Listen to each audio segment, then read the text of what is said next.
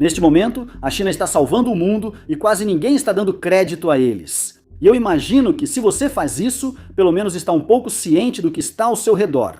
E você sabe que o mundo está passando por uma certa escassez de combustível. Da Croácia ao Camboja, do Canadá a Camarões e até a Crimeia, embora por motivos diferentes, os preços dos combustíveis disparam e economistas antigos são chamados para alertar sobre problemas maiores que virão. A razão para a crise é óbvia. O fechamento do Estreito de Hormuz devido às decisões dos líderes mundiais em Teherã, Washington e Jerusalém. Apesar do memorando entre Estados Unidos e Irã, o setor energético global sofrerá os impactos dessa guerra por meses e provavelmente anos. Mas o motivo de a crise não ser pior do que já se deve, em grande parte, à China. Antes da guerra no Oriente Médio, a China importava cerca de 11,7 milhões de barris de petróleo por dia. Mas, neste momento, Pequim reduziu suas importações em cerca de 3 milhões de barris por dia. Isso representa quase 3/4 de toda a redução global nas importações de petróleo. Só porque a China está aguentando o tranque, o petróleo não subiu para 150 ou 200 dólares o barril como o mundo temia. Para a China, os benefícios são claros. Enquanto os americanos estão por aí travando duelos contra moinhos de vento persas, os chineses estão mantendo as coisas estáveis, sendo pacientes e cuidando do resto do mundo. Mas para Pequim, como para qualquer outro, toda ação tem um custo, e em troca da chance de bancar o herói, a China pode ter acabado de sacrificar sua maior ambição global. Esses milhões de barris de petróleo precisam vir de algum lugar e, neste momento, eles estão saindo das reservas estratégicas da China. Um repositório gigantesco de petróleo, estimado em até 1 bilhão e 400 milhões de barris no total. O mercado global de energia levará tempo para se recuperar da guerra no Oriente Médio, enquanto anos de investigações de corrupção indicam que as reservas chinesas podem estar mais baixas do que Pequim imagina. E a menos que essas reservas estejam exatamente onde precisam estar, uma invasão de Taiwan é simplesmente impossível. A China moderna destaca-se por sua economia de classe mundial, poderio militar de superpotência, setor de manufatura avançado e, claro, os ursos panda. Mas nenhuma nação na Terra pode desfrutar de todas as vantagens possíveis ao mesmo tempo, e com a China não é diferente. Apesar de todos os seus recursos internos, uma das coisas que a China não tem é produção doméstica de petróleo suficiente para saciar sua incrível fome por recursos energéticos. Todos os dias, a China consome cerca de 16 milhões de barris de petróleo e, desse total, cerca de 70% vem de importações. Então são cerca de 11,7 milhões de barris que já mencionamos. Agora, esse volume de petróleo é difícil até de imaginar e é muito grande para ser transportado por ferrovia ou rodovia, muito menos por via aérea. A maioria do petróleo importado pela China chega por navio da Arábia Saudita, Iraque, Brasil, Rússia e outros, incluindo grande parte de países sancionados como Irã e Venezuela. A China não liga para driblar sanções e tem influência geopolítica e poder econômico de sobra para sair impune desse tipo de coisa. Quanto às desvantagens relativas de importar por via marítima, como a lentidão do trânsito, a dependência de pontos de estrangulamento globais e a necessidade de direcionar navios para um número limitado de portos, bem, a China geralmente não tem muitos problemas com isso. As importações chegam no prazo e poucos querem mexer com os interesses econômicos chineses, então o sistema geralmente funciona bem. Como a recente guerra no Oriente Médio mostrou, a China pode ter suas importações de petróleo cortadas se esses problemas ocorrerem. O bloqueio do Estreito de Hormuz não envolvia a China e ocorreu durante uma guerra entre o Irã, parceiro estratégico da China, e os Estados Unidos, seu principal parceiro comercial global. Ainda assim, isso afetou seriamente o fornecimento de petróleo para a China. Entre as carências inerentes causadas pela guerra e as carências que a China escolheu absorver como resultado, mais de 1/4 do volume de importação da China foi eliminado dos registros por causa de um conflito que, em primeiro lugar, tinha pouco a ver com a China. No caso de a China entrar diretamente em um conflito, especialmente um conflito sobre Taiwan, que quase certamente envolveria os Estados Unidos, esses problemas seriam muito piores. O principal motivo para isso é que a grande maioria das importações de energia da China passa por um único ponto crítico de estrangulamento, o Estreito de Malaca. É um estreito de mar entre Malásia, Singapura e Indonésia, por onde passam cerca de 80% das importações de petróleo bruto e mais de 60% do gás natural liquefeito recebido pela China. Hipoteticamente, a China poderia contornar o estreito enviando navios ao sul, mas encontraria outros pontos de estrangulamento, todos controlados pela Indonésia. Vários desses estreitos são subdesenvolvidos, rasos para navegação ou distantes demais para que o tráfego seja desviado com facilidade, o que a China sabe bem. Em 2003, o então líder supremo Hu Jintao cunhou a expressão dilema de Malaca para descrever exatamente esse problema. Em uma guerra por Taiwan, a China supõe que o dilema de Malaca pode deixar de ser só um problema econômico e virar um calcanhar de Aquiles geoestratégico. Esta é uma parte do mundo onde a Marinha dos Estados Unidos é muito ativa, vigiando continuamente o estreito e posicionando meios suficientes nas proximidades, em patrulha ou em locais fixos, de modo que um bloqueio fácil poderia ser rapidamente implementado. Embora os 3 países que margeiam o estreito, Singapura, Malásia e Indonésia, gostem de manter relações cordiais com a China, todos eles são próximos dos Estados Unidos, especialmente a Indonésia. A Indonésia é tanto a nação com as forças armadas mais numerosas e experientes, quanto a nação que controla todas as alternativas próximas, caso o Estreito de Malaca seja contornado. Singapura também possui forças armadas bastante impressionantes em comparação com o restante da região e é considerada pelos Estados Unidos como um importante parceiro de cooperação em segurança, enquanto a Indonésia desfruta de uma parceria estratégica abrangente entre Jakarta e Washington. E aliás, se você ainda não ouviu falar, em breve será Nusantara e Washington. A Indonésia está mudando sua capital porque Jakarta está afundando no solo. Além das 3 nações fronteiriças ao estreito, a hidrovia fica próxima de outro aliado dos Estados Unidos, a Tailândia. Está bem dentro do alcance de projeção de poder da Marinha Australiana e também fica muito perto da Índia. A Índia gosta de manter seus assuntos geopolíticos estrategicamente ambíguos, mas poderia muito facilmente aproveitar a oportunidade para prejudicar os interesses chineses se toda a região se unisse contra a China de uma só vez. Resumindo, se a China iniciasse uma guerra por Taiwan, deveria esperar o rápido fechamento do Estreito de Malaca. Isso significa que a grande maioria das importações de energia da China simplesmente teria que parar, e ainda pior, a China também enfrentaria uma enxurrada de sanções internacionais de uma boa parte das nações do mundo. Países antes aliados da China, como a Venezuela, agora mais próximos dos Estados Unidos, podem suspender totalmente seus embarques de combustível. Isso não significa que a China vai aceitar passivamente. Nas últimas décadas, Pequim agiu para construir uma resposta. Já discutimos um dos elementos dessa resposta com bastante frequência no War Fronts, sempre que falamos sobre a guerra em andamento em Myanmar, onde a China mantém um grande oleoduto que vai de um porto no Oceano Índico até a fronteira chinesa. Se o Estreito de Malaca fechasse, essa seria a única forma de a China receber importações de petróleo por mar do Oriente Médio, da Rússia e de outros exportadores globais. A China pretende abrir outros oleodutos em Myanmar e também já conta com um oleoduto em funcionamento vindo do Cazaquistão, enquanto vários outros estão em desenvolvimento a partir da Rússia.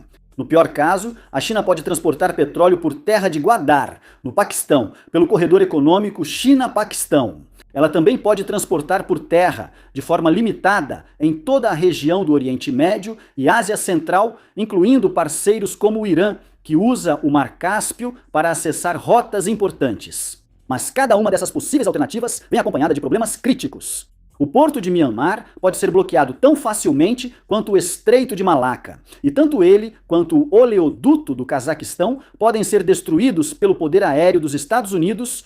O Paquistão tem uma relação complexa, tanto com a China quanto com o mundo ocidental, e Pequim não pode contar com a ideia de que o Paquistão permaneceria ferozmente leal à China em circunstâncias tão adversas. O mesmo vale para o Cazaquistão, já que oleodutos russos ainda não foram concluídos.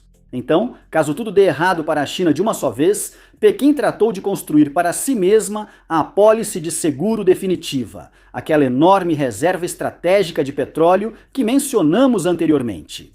As estimativas sobre as reservas de petróleo da China variam, mas vamos considerar a mais alta citada antes, cerca de 1,4 bilhões de barris. Se a China usasse essa reserva na mesma taxa de consumo de petróleo em tempos de paz, teria petróleo suficiente para cerca de 120 dias. Embora a China racionasse energia numa guerra por Taiwan, isso seria compensado pelo combustível extra usado para sustentar a campanha militar. Embora devamos deixar os detalhes para especialistas, manteremos o cronograma aproximado para ilustrar nosso ponto. Se a China iniciar uma guerra por Taiwan, mesmo que Estados Unidos e aliados do Indo-Pacífico imponham bloqueio e sanções, a China pode resistir por cerca de 4 meses usando suas reservas estratégicas. Comparando, isso levou mais tempo que o Irã e os Estados Unidos demoraram para agir este ano. Desde o início dos bombardeios americanos, passando pela guerra, o cessar-fogo, negociações de paz e até o memorando de entendimento assinado em junho pelas duas nações.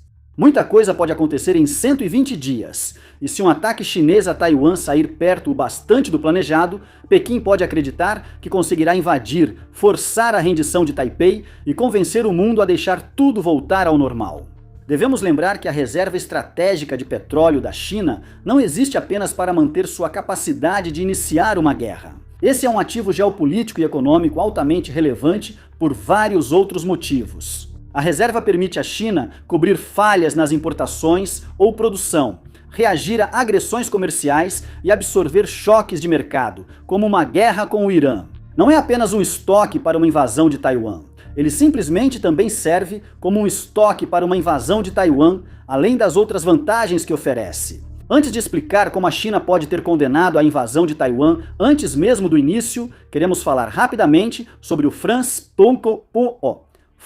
Stockholm. A Fronts está se tornando cada vez mais um canal profissional, se é que podemos dizer isso, para aqueles de vocês que gostam do que fazemos aqui no canal principal, mas gostariam que fosse mais aprofundado e um pouco mais nerd.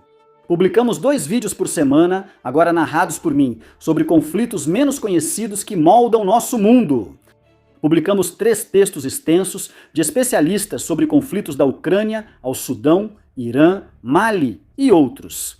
Se você está gostando do episódio de hoje, confira artigos gratuitos sobre a aposta geopolítica de Tóquio em Taiwan, como as operações de Trump na Venezuela visavam minar a China e as riquezas econômicas sob o Mar do Sul da China. Esses conteúdos são gratuitos, mas se quiser mais, custa $5 por mês ou 50 por ano, o que achamos razoável. Agora, vamos voltar para a China. Minado e prejudicado.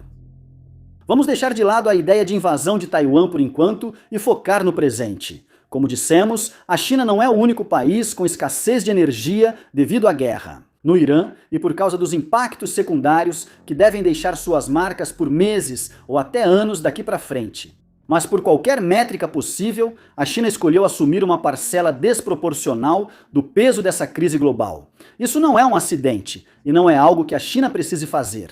Na verdade, se quisesse, a China tem poder econômico e influência geopolítica para superar concorrentes, pagando mais para garantir reservas de energia sem prejuízo.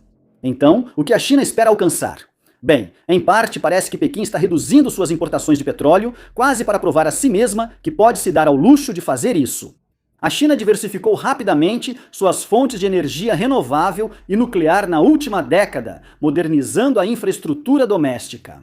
A China funciona cada vez mais com carros elétricos e outros sistemas que podem depender do petróleo para gerar energia na origem, mas reduzem o consumo total. Segundo o Rodion Group, em entrevista à CNBC, o avanço da China nos veículos elétricos já cortou em mais de 1 milhão de barris por dia a demanda por petróleo, podendo chegar a 1.600.000 barris por dia em 12 meses. A China aproveitou o fechamento do Estreito de Hormuz para testar sua capacidade de depender de energias renováveis e outras fontes para compensar o consumo de combustível em crises. Na verdade, isso acabou se tornando quase uma oportunidade para a China nesse sentido. O choque global é sério, mas não é tão grave assim. Se a experiência da China falhar, ela pode rapidamente mudar de estratégia e garantir uma fatia maior do petróleo disponível no mundo. Segundo o relatório do Wall Street Journal, chineses estão usando menos carros a gasolina e preferindo trens a aviões. O país está reduzindo as operações nas fábricas que transformam petróleo bruto em matéria-prima para materiais como plásticos. Fim da citação. O choque também é uma ferramenta útil para alinhar o governo chinês, sua elite empresarial e seus cidadãos comuns em torno do avanço para a descarbonização, já que uma China que se afastou da dependência do petróleo é uma China que não pode enfrentar uma perturbação semelhante no futuro. Também há a questão geopolítica que mencionamos na introdução, mas enquanto os Estados Unidos estão bagunçando as coisas no Oriente Médio, a China está se aproximando de seus parceiros comerciais globais e fazendo o possível para ajudar. O ministro das Relações Exteriores, Wang Yi, e o enviado especial para o Oriente Médio, Zhao Jun, têm atuado intensamente para fortalecer laços com parceiros da China em todo o mundo, fazendo contatos por telefone e praticando diplomacia de vai e vem para identificar os países que mais necessitam de ajuda. Vários desses países ficam perto da China: as Filipinas, o Vietnã e 2 dos mesmos países que mencionamos como possíveis obstáculos a uma invasão chinesa de Taiwan, a Tailândia e a Indonésia. Lá, assim como em países africanos como Etiópia, Zimbábue ou Quênia, a China pode basicamente absorver parte do impacto do choque do petróleo, assumindo o ônus econômico para si mesma.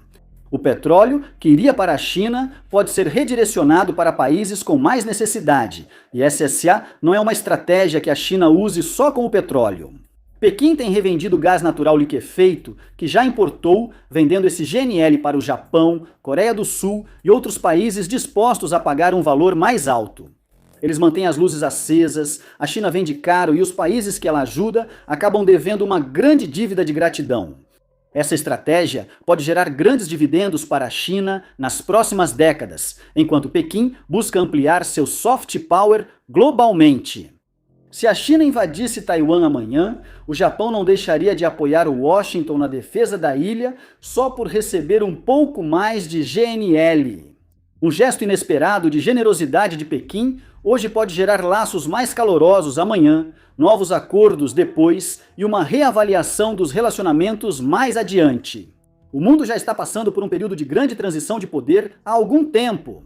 Com o declínio gradual do poder americano, a União Europeia não cumpre sua promessa e a Rússia se revela uma ditadura de fachada, com um enorme arsenal nuclear. Enquanto Washington desperdiça seu já limitado soft power e fracassa em guerras como a do Irã, a China amplia ainda mais seus ganhos nesse aspecto. O problema para a China, no entanto, é que ela está pagando por esses ganhos ao recorrer à sua reserva estratégica e, assim, comprometendo os ativos energéticos de que precisa caso vá realizar uma operação contra Taiwan. Nós discutimos as mudanças na situação da Xi na região do Indo-Pacífico em um episódio recente, então confira se quiser ouvir essa discussão com mais detalhes. Mas a versão resumida é a seguinte: a China vive um momento especialmente propício para agir militarmente contra Taipei. O governo taiwanês é ousado e confrontador, mas fraco e minado por uma oposição política que ficou muito próxima dos interesses chineses. Os Estados Unidos estão consumindo seus estoques de munição e se distraindo com assuntos em outros lugares, ao mesmo tempo em que afastam seus aliados e retiram apoio militar concreto. As normas internacionais foram jogadas de lado e a Rússia continua invadindo uma nação soberana numa guerra incrivelmente brutal. Isso mostra que a China pode se comparar favoravelmente tanto à Rússia quanto aos Estados Unidos ao agir rapidamente e de forma decisiva em uma campanha organizada para tomar uma ilha que considera uma província rebelde. Mas a China também está prestes a enfrentar grandes obstáculos. O Japão está prestes a iniciar um grande movimento de remilitarização com potencial para se tornar um verdadeiro rival da China no Indo-Pacífico. Os Estados Unidos, eventualmente, vão se reorganizar, se reabastecer e, sob uma futura administração política, vão direcionar seu foco para a China em uma rivalidade de grandes potências que deve durar várias décadas. As nações do Indo-Pacífico em torno da China, do Japão à Índia, Coreia do Sul, Austrália e Tailândia, estão mais unificadas e interdependentes. Em casa, a China está envelhecendo, encarando uma crise demográfica que vai piorar muito antes de melhorar.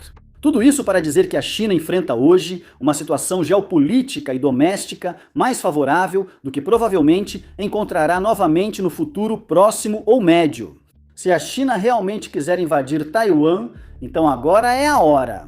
Então, por que se sabotar usando as reservas estratégicas que a China vai precisar desesperadamente assim que uma guerra começar? Além disso, a China enfrenta a corrupção sistêmica, que provavelmente impacta sua reserva estratégica, indicando que pode haver menos combustível do que o país imagina. Se o setor militar serve de parâmetro, as purgas na liderança chinesa não resolveram a corrupção.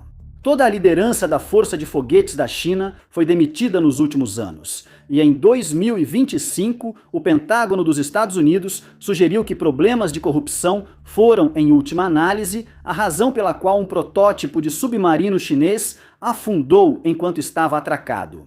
No War Fronts, nosso segundo episódio mais popular abordou um escândalo onde generais chineses corruptos trocaram combustível de foguetes por água. No setor de petróleo, é mais difícil para observadores externos saber que corrupção existe e o que foi descoberto ou punido. Purgas militares são percebidas quando generais somem de grandes eventos, enquanto líderes do setor de energia, na China, costumam ser mais discretos. A corrupção na indústria petrolífera chinesa é um problema conhecido. Em 2014, várias investigações levaram mais de uma dúzia de executivos do setor de petróleo a serem indiciados, afastados ou desaparecerem.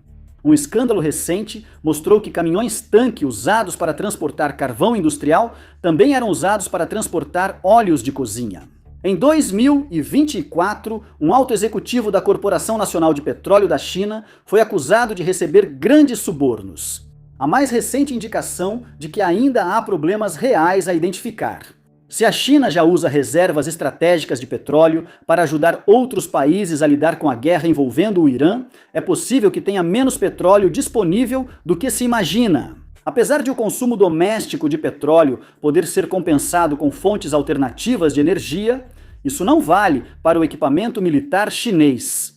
O complexo industrial de defesa chinês é bom, é muito bom, mas não é nem de longe bom o suficiente para descobrir como fazer, por exemplo, um caça furtivo elétrico.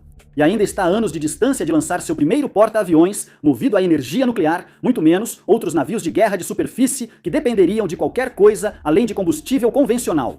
Tudo isso para dizer que o custo energético de uma invasão a Taiwan não pode ser compensado. A China pode diminuir a demanda por suas reservas de combustível de outras formas, mas qualquer que seja o custo energético de uma invasão, esse será o custo. Isso nos leva à pergunta final deste episódio. Se a China usa suas reservas estratégicas de petróleo por meses seguidos e não só ocasionalmente, estaria comprometendo sua capacidade de invadir Taiwan? E se for assim, ela comprometeu esse potencial militar exatamente no momento geoestratégico mais inadequado? Novamente, se a China realmente quiser invadir Taiwan de forma direta, ela não vai encontrar um momento mais perfeito do que agora, quando o mundo está distraído, os Estados Unidos estão vacilantes, o Japão ainda não está pronto e grande parte da comunidade internacional já desistiu completamente da ideia de regras. A China está diante da sua janela de oportunidade ideal neste momento. E vale mencionar que muitos especialistas em China interpretaram a recente demissão do chefe militar de Xi Jinping, Zhang Youxia, como uma resposta à hesitação de Zhang em atacar Taiwan. De acordo com esses especialistas, Xi quer realizar uma invasão. Quanto antes, melhor. Mas neste momento, uma invasão é sequer possível? E, infelizmente para Taiwan, há alguns indicadores de que a escassez da China em recursos estratégicos talvez não sejam tão graves quanto o mundo poderia esperar. Para começar, o fato de a China estar importando cerca de 3 milhões de barris de petróleo a menos por dia do que antes não equivale a uma escassez geral na China. Pequim está compensando essa escassez ao transitar para outras fontes de energia. E ainda tem o fato de que a China só começou a retirar de suas reservas em maio, e mesmo assim, as retiradas foram relativamente pequenas, cerca de 500 mil de barris por dia. Os Estados Unidos retiravam quase o dobro disso de suas reservas estratégicas na primeira semana de junho. Quanto ao motivo de a China poder esperar tanto tempo, sabe-se que Pequim aumentou seu estoque de petróleo antes do início da guerra, preenchendo o espaço de armazenamento disponível ao aumentar suas importações do Irã e da Rússia. Isso ajudou muito o Irã, especialmente quando o país buscava esvaziar seus tanques de armazenamento. antecipando um bloqueio em tempos de guerra, no qual o Irã teria que continuar colocando sua produção de petróleo em literalmente qualquer recipiente que conseguisse encontrar, ou então correria o risco de danificar seus poços ao tentar desligá-los. Em outras regiões, a China enfrenta falta de matérias-primas, subprodutos petroquímicos usados em diversas indústrias. Isso indica que a China pode ter reduzido a produção de matérias-primas para reservar mais petróleo ao consumo regular, transferindo parte da escassez para outro setor. Se você juntar todos esses fatores, pode argumentar que essas preocupações são simplesmente exageradas, que a China ainda mantém quase toda a sua reserva de combustível de antes da escassez. Mesmo absorvendo boa parte do déficit global de energia, está lidando com o impacto por outros meios. A China continua tão capaz de ameaçar Taiwan quanto antes. Porém, só o Partido Comunista Chinês sabe o que ocorre na sua reserva estratégica de combustível. E se a China tem observado o que a Rússia fez na Ucrânia ou o que os Estados Unidos fizeram no Irã, então foi lembrada de como uma ofensiva militar pode sair do roteiro rapidamente. Mesmo com sua reserva estratégica de petróleo totalmente cheia, a China estaria trabalhando com uma margem muito estreita. Sob bloqueio e sanções, ela pode se virar por algumas semanas antes de usar a reserva, mas, iniciado esse processo, as reservas se esgotarão rapidamente. Se a invasão da China não ocorrer como planejado, os militares precisarão de mais combustível para sustentar as operações além da data prevista de término e permitir novas ofensivas e outras ações para tentar mudar o rumo do conflito. Outras rotas de abastecimento da China em Myanmar, Cazaquistão e outros locais podem retardar perdas, mas isso depende de permanecerem acessíveis, o que não é garantido no cenário global. Uma invasão de Taiwan é uma situação delicada para a China, e atacar antes de reabastecer a reserva estratégica de petróleo aumentaria riscos. Mas o tempo está acabando e a janela de oportunidade da China se fecha. E novamente precisamos perguntar, por que usar as reservas agora? Nossa equipe do War Fronts ainda não conseguiu virar amigo por correspondência de Xi Jinping até agora, então só podemos oferecer especulações fundamentadas sobre o tema. Entre as opções disponíveis, algumas merecem destaque. Talvez, ao observar os fracassos dos Estados Unidos no Irã e da Rússia na Ucrânia, respectivamente, a China tenha as evidências de que precisa para avaliar que, para grandes potências mundiais, simplesmente não vale a pena invadir um adversário menor, mesmo que ele pareça mais fraco no papel.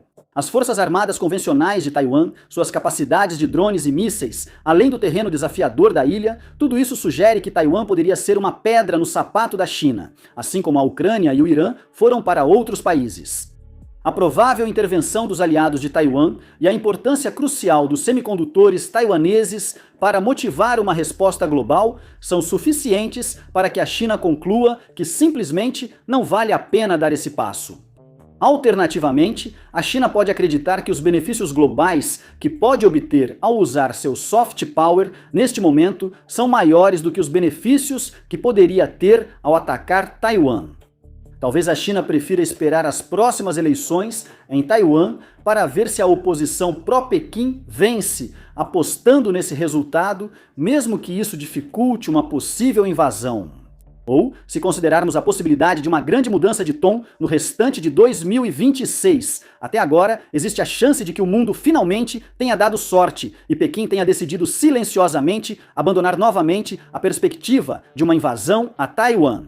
É 2026, então não estamos realmente contando com essa última possibilidade. Mas você sabe, um cara pode sonhar. De qualquer forma, ainda é cedo para a liderança em Taipei respirar aliviada. Pequim sempre tem mais cartas na manga. Frequentemente, chega a avaliações estratégicas que surpreenderiam o resto do mundo, e suas recentes escaladas em relação a Taiwan sugerem que a ilha ainda está no topo da lista de alvos da China. Com a China usando mais suas reservas estratégicas de petróleo, há motivos para Taiwan acreditar que fica um pouco mais segura a cada dia. A China é paciente, a China é astuta, mas uma invasão a Taiwan não pode ser adiada para sempre. E tentar realizar essa invasão em circunstâncias menos que perfeitas seria uma empreitada inútil. Obrigado por assistir.